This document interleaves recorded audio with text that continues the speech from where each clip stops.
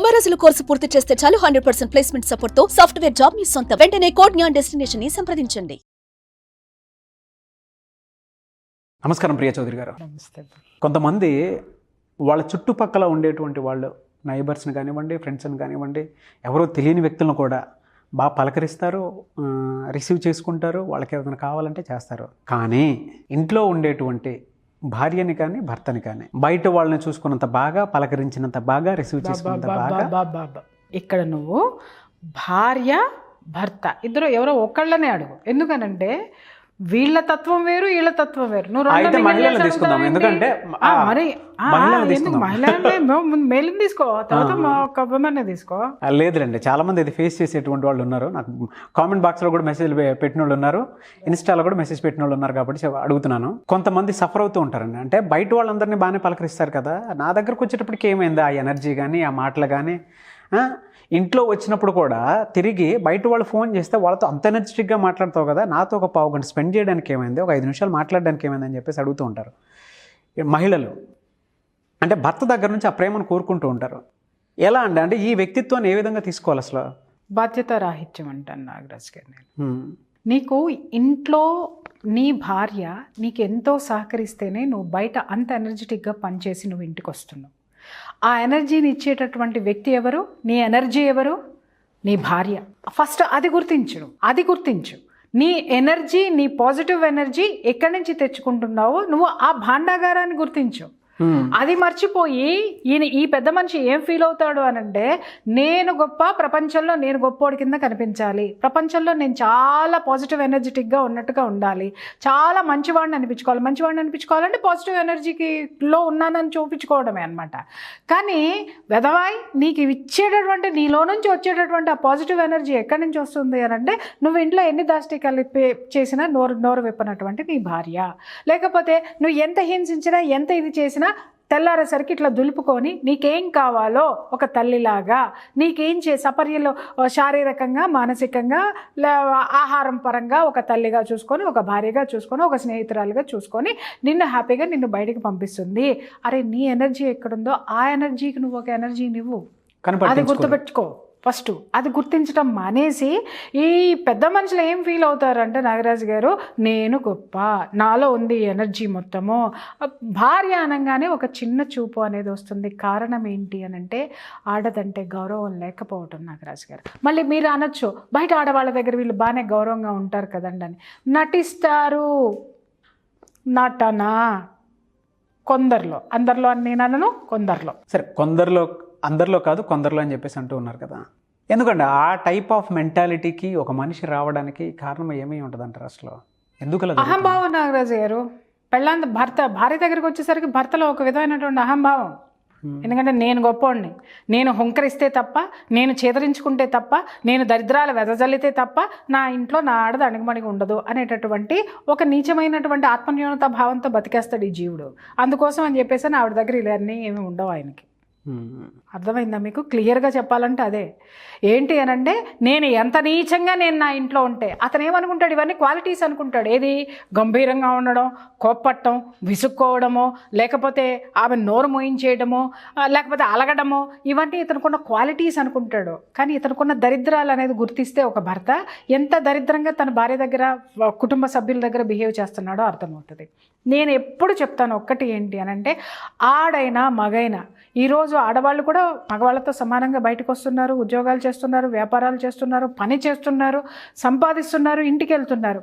ఇంట్లో చెప్పులతో పాటుగా బయట ఉన్నటువంటి రిస్క్ మొత్తాన్ని కూడా, ఆలోచనలన్నీ సరికాని ఆలోచనలని వాటన్నిటినీ కూడా చెప్పులతో పాటు విడిచిపెట్టేసి, ఇల్లు అంటే ఇది నాది, ఇక్కడ ఒక ప్రేమ అనేది నేను సృష్టించుకోవాలి, ప్రేమని సృష్టించుకొని దాన్ని నేను అనుభవించాలంటే ముందు నువ్వు ప్రేమతత్వంతో లోపలికి అడుగుపెట్టు. లోపల ఏమున్నా అది నీలో పాజిటివ్ ఎనర్జీ ఉంటే నువ్వు చాలా వరకు దాన్ని కంట్రోల్ చేయగలుగుతావు.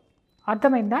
అది మానేసి నువ్వు చెప్పులు ఒకటి బయట వదిలేసేసి, బయట ఉన్న చెత్తా చెదారం అంతా నీ బుర్రలో పెట్టుకొని నువ్వు ఇంట్లోకి వెళ్ళిపోయి భరిస్తుంది కదా అని చెప్పేసి అని ఆవిడ మీద గై మన అరిచేస్తే, ఇవాళ చాలామంది మగవాళ్ళు నాకు కంప్లైంట్ ఇచ్చేది ఏంటంటే, ఎప్పుడు చూడండి ఏదో ఒకటి మేడం, ఏదో ఒక రోగం మేడం, నన్ను 24 గంటలు డాక్టర్ల చుట్టూ తిప్పుతుంది మేడం, డాక్టర్లు ఏమీ లేదంటారు, కానీ ఈవిడ బాగోలేదని ఇంట్లో పడుకుంటుంది. దానికి అర్థం తెలుసా? కొంతమంది నటిస్తారు, నిజంగానే నటిస్తారు భార్యలు, వాళ్ళ గురించి మాట్లాడలే. అసలు రోగం ఏంటనేది బయటికి కనిపించదు, కానీ వీళ్ళు ఎప్పుడు ఇల్నెస్ తోటి ఉంటారు. కారణం ఏంటి అని అంటే మీ ప్రేమ అనేటటువంటి మెడిసిన్ వాళ్ళకి లేదు. ఆ యొక్క ఎనర్జీని మీరు వాళ్ళకి ఇవ్వడం లేదు. ఆ ఎనర్జీ వాళ్ళల్లో ఎప్పుడైతే లోపిస్తుందో జీవోత్సవంలాగా శరీరము మనస్సు మారిపోతుంది. ఎప్పుడైతే ఆ శరీరం మనస్సు మారిపోతుందో ఆటోమేటిక్గా ఈ యొక్క వేదన, ఈ డిప్రెషన్ ఏదైతే ఉంటుందో శరీరంలో ఉన్నటువంటి ఏదో ఒక భాగం మీద, ఏ భాగం బలహీనంగా ఉంటే, ఏ భాగం స్వీకరించడానికి రెడీగా ఉంటే ఆ భాగం మీద పడుతుంది. ఈ మీరు చేసేటటువంటి ఈ యాటిట్యూడ్ ఏదైతే ఉందో, కోపట్టం కానివ్వండి, నిర్లక్ష్యం చేయటం కానివ్వండి, కొన్ని కేసుల్లో మనము డిస్కస్ చేసుకున్న, ఏంటి నేనెందుకు నీకు డబ్బులు ఇవ్వాలి, నేనెందుకు అన్నీ తెచ్చి నీకు సుఖంగా కూర్చోబెడుతున్నాను కదా, నువ్వు కూర్చో అని చెప్పి వీళ్ళ ఎమోషన్స్ అన్నిటి మీద వీళ్ళ ఆధిపత్యం చెలాయిస్తూ ఉంటారు అనమాట, అణిచివేస్తూ ఉంటారు. ఆ అణిచివేత ఎప్పుడైతే భార్య గురి అవుతుందో ప్రత్యామ్నాయంగా బయటకు వచ్చేటటువంటిదే డిప్రెషను. ఆ డిప్రెషన్ అనేది ఏ డాక్టర్ స్టెథోస్కోప్కి కానివ్వండి, ఏ స్కానింగ్లో కానివ్వండి, ఏ ఎంఆర్ఐలో కానివ్వండి, ఏ బ్లడ్ టెస్ట్లో కానీ దొరకదు. మనిషి మాత్రం ఇల్నెస్కి గురి అవుతుంది. మనిషి కాదు ఇల్నెస్కి గురైంది, మనస్సు. మీరు ఆ మనసుకి కావాల్సినటువంటి ప్రేమను అందించండి. ఆటోమేటిక్గా మనసు ఎప్పుడైతే ఆ ఎనర్జీని తీసుకుంటుందో, ప్రేమ అనేటటువంటి ఎనర్జీని తీసుకుంటుందో, లోపల ఆ యొక్క లవ్ హార్మోన్స్ అనేవి, ఎమోషన్స్ అనేవి రిలీజ్ అవుతాయి. ఎప్పుడైతే మనిషిలో ఆ యొక్క ఆక్సిటోసిన్ అంటారనమాట దాన్ని, ఆ ఆక్సిటోసిన్ అనేటటువంటి హార్మోన్స్, డోపామిన్, సెరటోనిన్ అనేటటువంటి హార్మోన్స్ మీరు ఇచ్చేటటువంటి ప్రేమ ద్వారా ఈ భార్యలో కానీ భర్తలో కానీ వస్తాయి. అవి ఎప్పుడైతే వచ్చినాయో ఆవిడ మీరు ఒక 10 రోజులకు ఒకసారి తిట్టనివ్వండి, లేదా ఒకరోజు విరుచుకు పడనివ్వండి, దాన్ని తట్టుకునేటటువంటి కెపాసిటీ, ఈ సామర్థ్యము ఆ శరీరానికి వస్తుంది. మీరేం చేస్తున్నారు? మీరు రాటము మీ అరుపులతోటో, కేకలతోటో, విమర్శలతోటో, చీదరించుకోవడంతోటో ఆమెలో ఉన్నటువంటి ఆ పాజిటివ్ ఎనర్జీస్ అయినటువంటి ఆ హార్మోన్స్ రిలీజ్ చేసేటటువంటి ఆ డోపామిన్ కానివ్వండి, సెరటోనిన్ కానివ్వండి, ఆక్సిటోసిన్ కానివ్వండి, ఇవన్నీ కూడా మెల్లమెల్లగా చంపేస్తూ ఉంటారు, మీరు తగ్గించేస్తూ ఉంటారు. ఎప్పుడైతే అవి తగ్గిపోతూ ఉంటాయో బాడీలో రోగనిరోధక శక్తి తగ్గిపోతుంది. రోగనిరోధక శక్తి తగ్గిపోగానే first mentally they are depressed. తర్వాత ఆ డిప్రెషన్ పెరిగి శరీరంలో ఏదో ఒక అవయవం మీద అటాక్ చూపు. క్యాన్సర్ కంటే దారుణం అదే. క్యాన్సర్ కూడా అందుకే వస్తుంది నాగరాజ్ గారు. ఆల్మోస్ట్ డిప్రెషన్స్, డిప్రెసివ్ మెంటాలిటీ ఉన్నటువంటి పేషెంట్స్లో కూడా కిడ్నీ ప్రాబ్లం కానివ్వండి, లివర్ కానివ్వండి, ఇంకొకటి కానివ్వండి, ఇవన్నీ కూడా వచ్చేది అక్కడే. వీటన్నిటినీ కూడా మనము పారామీటర్ తోటి కొలవలేం, డాక్టర్ స్టెథోస్కోపులతోటో లేకపోతే సైంటిఫికల్ టెస్టులతోటో కొలవలేం. కేవలం ప్రేమతో మాత్రమే కొలవగలము. కొంతమంది అంటారు, నేను ఎంత ప్రేమించినా కూడా ఆవిడ అలాగే బిహేవ్ చేస్తుంది అనుకున్నప్పుడు సైకియాట్రిస్ట్ దగ్గరికి తీసుకెళ్ళండి, సైకాలజిస్ట్ దగ్గరికి తీసుకెళ్ళండి, లేదా మా లాంటి కౌన్సిలింగ్ ఇచ్చే వాళ్ళ దగ్గరికి తీసుకురండి. వాళ్ళ చిన్నప్పటి నుంచి ఒక అణిచివేతకి వాళ్ళు గురవుతారనమాట. ఆ అణిచివేత ఏ అణిచివేతకి వాళ్ళు గురవుతారో ఆ అణిచివేత ఏదుందో మేము బయటికి తీస్తాము. అది బయటికి తీసిన తర్వాత దానికి ఏ విధమైనటువంటి ప్రత్యామ్నాయ మార్గాలు ఉన్నాయో మెడిసిన్ ద్వారా ఆ యొక్క ఎమోషన్ని సరిచేయగలమో, లేకపోతే స్పిరిచువల్ వేలో సరిచేయగలమో, లేకపోతే మెడిటేషన్ తోటి సరిచేయగలమో, లేకపోతే ఇంకేదైనా మెడిసిన్స్ తోటి సరిచేయగలము అనేది అది బయటకు వస్తుంది.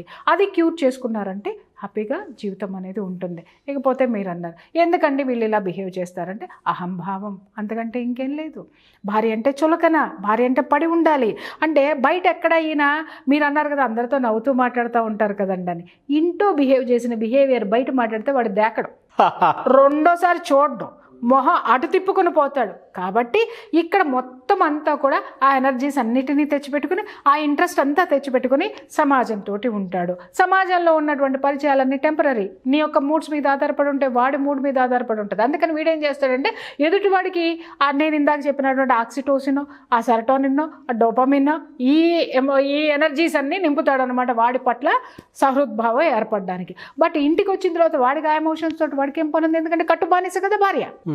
అది కొట్టినా తిట్టినా ఏం మాట్లాడినా ఉంటుంది. ఈ మధ్యకాలంలో ఇంకొకటి జనాలు ఏం మాట్లాడి ఉంటే ఉండు పోతే పో అంటున్నారు. ఉన్నా పోయినా నువ్వు అనేవాడు ఏదో ఒక రోజు పోతావు. పోయే రోజు ఇవన్నీ తలుచుకున్న రోజున క్షమాగుణం అనేది దాంట్లో నిన్ను నువ్వు క్షమించుకుంటానికి ఏ విధమైనటువంటి ఆసరా ఇంత కూడా దొరకదు. అప్పుడు ఇదే డిప్రెషన్తో, నువ్వే డిప్రెషన్ అయితే నువ్వు ఇంతకు ముందు ఉన్న వాళ్ళకి మిగిల్చావో పోతూ అదే డిప్రెషన్తో నువ్వు పోవాల్సి వస్తుంది. ఎందుకంటే నువ్వేమిచ్చావో తిరిగి అదే వస్తుంది. 4 రోజులు వదిలేసి వెళ్ళిపోతే తెలుస్తుంది. ఆహా, ఇప్పుడు 4 రోజులు వదిలేసి వెళ్ళినా కూడా తెలవట్లేదు నాగరాజు గారు. స్విగ్గీలు ఉన్నాయి కదా, హోటల్స్ ఉన్నాయి కదా. ఎన్ని రోజులు తర్వాత వినండి, యాప్ల్లో కొడితే డాక్టర్లు కూడా పరిగెట్టుకొస్తున్నారు కదా, అందరు ఇంటికే వస్తున్నారు కదా. కాకపోతే వీళ్ళు తెలుసుకోవాల్సింది ఏంటి అని అంటే, అర్ధరాత్రిళ్ళు ఎంతమంది గుండెపోటుతో ఎందుకు చనిపోయారో ఒక్కసారి తెలుసుకోండి. పక్క గదిలో ఉన్న వాళ్ళను కూడా లేపేటటువంటి ఫ్రాక్షన్ ఆఫ్ సెకండ్స్లో ప్రాణాలు పోతాయి. అప్పుడు ఉండాల్సింది ఎవరు? మన పక్కన మన భార్య, మన పక్కన భర్త, మన పక్కన భార్య, మన జీవిత సహచరులు మాత్రమే మనల్ని ఆ నిమిషంలో అప్పటికప్పుడు మనల్ని ఆదుకొని అలర్ట్ అయ్యి మనల్ని సేవ్ చేసేది. అదొక్కటి, ఆ జీవిత సత్యం తెలుసుకుంటే చాలు Nagaraj garu. Thank you so much Priya Chowdary garu. Thank you. Suman టీవీలో మీ పర్సనల్ అండ్ బిజినెస్ ప్రమోషన్స్ కోసం కింది నెంబర్కి కాంటాక్ట్ చేయండి.